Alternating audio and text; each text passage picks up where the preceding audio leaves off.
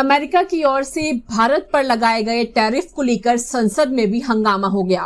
विपक्ष ट्रंप के इस फैसले को लेकर मोदी सरकार को घेरने में जुटा है। इस बीच केंद्रीय वाणिज्य एवं उद्योग मंत्री पीयूष गोयल ने संसद में इस मुद्दे पर सरकार का पक्ष रखा।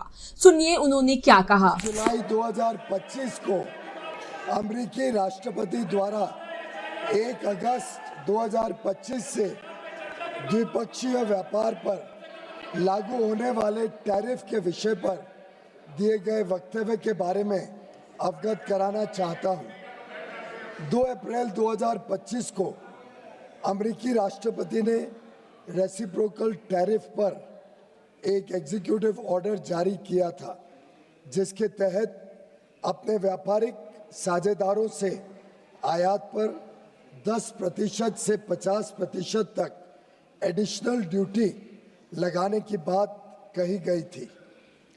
10% की बेसलाइन ड्यूटी 5 अप्रैल 2025 से लागू हो गई है। भारत पर एडिशनल ड्यूटी 10% के बेसलाइन टैरिफ सहित कुल 26% की घोषणा की गई थी। मूल रूप से full country specific additional tariff 9 अप्रैल 2025 से प्रभावी होने वाला था, लेकिन इसे शुरू में 10 अप्रैल 2025 को 90 दिनों के लिए स्थगित कर दिया गया और बाद में 1 अगस्त 2025 तक और बढ़ा दिया गया। भारत और अमेरिका ने मार्च 2025 में एक न्यायपूर्ण, संतुलित और पारस्परिक रूप से लाभकारी द्विपक्षीय व्यापार समझौते BTA के लिए बातचीत शुरू की, जिसका लक्ष्य 2025 के फॉल यानी अक्टूबर-नवंबर 2025 तक समझौते के पहले चरण को पूरा करना था। दोनों पक्षों ने 29 मार्च 2025 को नई दिल्ली में आयोजित पहली फिजिकल मीटिंग की चर्चा के दौरान द्विपक्षीय व्यापार समझौते की बातचीत शुरू करने के लिए विस्तृत टर्म्स ऑफ रेफरेंस TOR को अंतिम रूप दिया।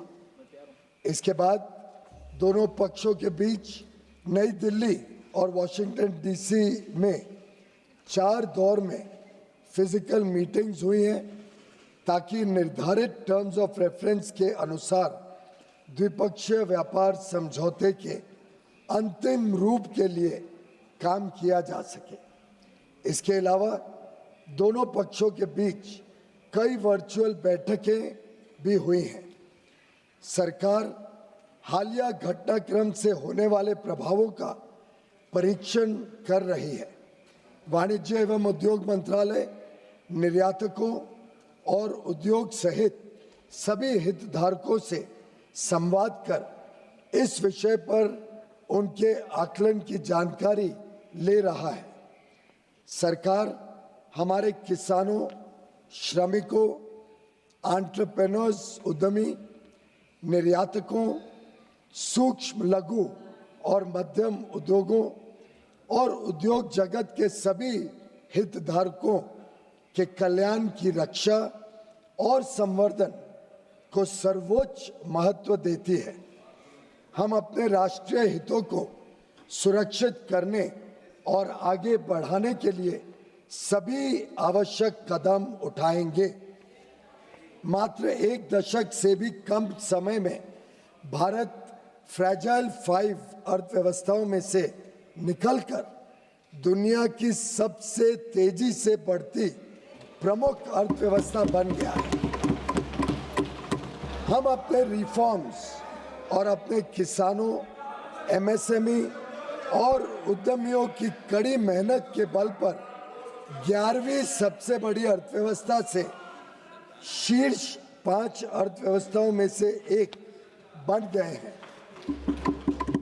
यह भी अपेक्षित है कि हम कुछ ही वर्षों में तीसरी सबसे बड़ी अर्थव्यवस्था बन जाएंगे। आज अंतर्राष्ट्रीय संस्थाएं और अर्थशास्त्री भारत को वैश्विक अर्थव्यवस्था में एक ब्राइट स्पॉट के रूप में देखते हैं। भारत वैश्विक विकास में लगभग 16% का योगदान दे रहा है। पिछले दशक में सरकार ने भारत को विश्व की विनिर्माण केंद्र के रूप में बढ़ावा देने के लिए मेक इन इंडिया के अंतर्गत परिवर्तनकारी कदम उठाए हैं। भारत की युवक, कुशल एवं प्रतिभाशाली वर्कफोर्स भारतीय उद्योग की इनोवेशन और प्रतिस्पर्धा की क्षमता को निरंतर मजबूत कर रही है। पिछले 11 वर्षों के दौरान हमारे निर्यात में लगातार वृद्धि हुई है। तेजी से संरक्षणवादी होती दुनिया में भारत ने संयुक्त अरब अमीरात, यूएई, यूके, ऑस्ट्रेलिया और एफ्टा देशों के साथ पारस्परिक रूप से लाभकारी व्यापार समझौते किए हैं। हम अन्य देशों के साथ भी इसी तरह के व्यापार समझौते करने के लिए प्रतिबद्ध हैं। हम किसानों और भारतीय कृषि के कल्याण के लिए निरंतर कार्य कर रहे हैं, जिससे खाद्य सुरक्षा